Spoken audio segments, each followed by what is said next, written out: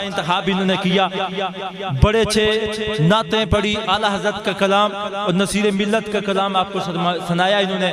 ایک بات محبت کے ساتھ کہو سبحان اللہ۔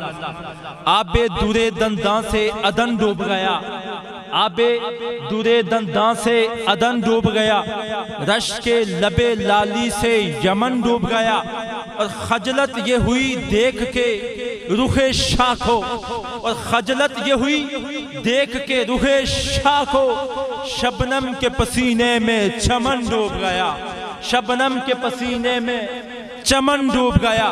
سامعین عزیز شام اپنی محبتوں کا اظہار کیجئے گا۔ اب میں دعوت خطاب دینے جا رہا ہوں، آپ کے 1-2 منٹ میں لوں گا۔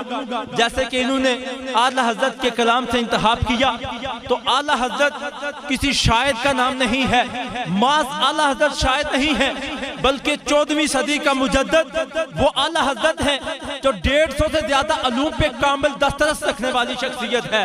اعلیٰ حضرت 1000 سے زیادہ کتاب لکھنے والی شخصیت کا نام ہے، اور 33 جلدیں بما اعلیٰ حضرت وہ ہے جو آپ ایک ایسی عظیم علمی شخصیت کا نام ہے جن کی نظر میں اعلیٰ حضرت کی سوچ بھی اعلیٰ ہے، فکر بھی اعلیٰ ہے، اور عشق بھی اعلیٰ ہے، محبت بھی اعلیٰ ہے۔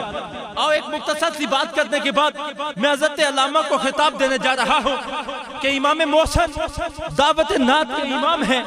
آپ نے اشعار لکھے، اور منظر کیا تھا کہ میرے آقا کے گنبد پہ اشعار لکھتے ہیں۔ آپ اعلیٰ حضرت جب یہ امام محسن اشعار لکھتے ہیں، اور منظر کیا ہے کہ میرے آقا کے گنبد پہ اشعار لکھتے ہیں۔ آپ لکھتے ہیں کب ہے درخت جناب والا کے سامنے، کب ہے درخت جناب والا کے سامنے، اور مجنو کھڑے ہیں خیمہ لیلا کے سامنے۔ اب محسن نے جب یہ شعر لکھے تو لیے ہوئے گھوم رہے تھے، مجھے کوئی ایسا بندہ ملے جس کو سنا کے میں یہ داد لوں۔ چلتے پھرتے آپ کی نظر کشتہ عشق و محبت عاشقوں کے امام دل و جاں میرے اعلیٰ حضرت پہ پڑتی ہے۔ آپ نے فرمایا میں نے اس منظر پہ شعر لکھے ہیں۔ آپ نے فرمایا منظر تو بڑا اچھا ہے، لیکن بتاؤ شعار کیا لکھے ہیں؟ امام محسن کہتے ہیں میں نے یہ لکھا ہے کب ہے درخت جناب والا کے سامنے، اور مجنو کھڑے ہیں خیمہ لیلا کے سامنے۔ تو اعلیٰ حضرت کی آنکھوں میں آنسو آ گئے۔ اب محبت کا تقاضا دیکھیے، پیار کا عالم دیکھیے، اور ادب دیکھیے گا۔ اعلیٰ حضرت کی آنکھوں سے آنسو نکلتے ہیں۔ فرمایا محسن تم نے یہ کیا کیا؟ یہ تو میرے اعلیٰ حضرت نے کہنے لگے تم نے تو سوئے ادب کر دیا ہے۔ فرمایا میں نے تو بڑی کوشش کی ہے ادب کی۔ فرمایا یہ کیا کیا؟ میرے آقا کی گنبد کو اور درختوں کو تم نے کس سے تشبیہ دی ہے؟ فرمایا اگر اشعار لکھنے ہیں تو محسن یوں لکھو کب ہے درخت جناب والا کے سامنے، ارے کب ہے درخت جناب والا کے سامنے، اور قدسی کھڑے ہیں عرش معلیٰ کے سامنے، قدسی کھڑے ہیں عرش معلیٰ کے سامنے۔ سامعین عزیز شام آپ کی انہی بھرپور محبتوں میں دعوت خطاب دینے جا رہا ہوں۔